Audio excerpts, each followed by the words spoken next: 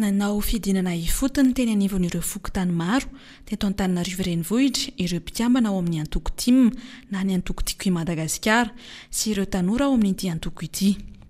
Teny Mahamasina izy ireo androany nampahafantatra ny mponina ny maha-kandida ofisiala ny Andriamatoa Marc Ravalomanana izay mitondra ny laharana 520 amin'ny fifidianana izay atao eto amintsika ny 7 Novambra ho avy izao.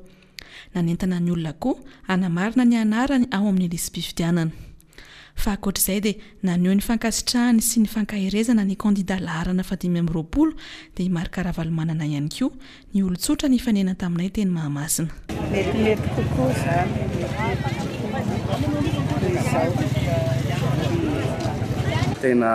tena tsy mitovy satria na ny filaminana hafa kokoa tamin'izany fiainan'ny olona netinety kokoa izao ny filaminana korotana ny tanàna ny rehetrarehetra tsisy zavatra manjary izany izao tena niova tanteraka ny ratsy tanteraka izany izao.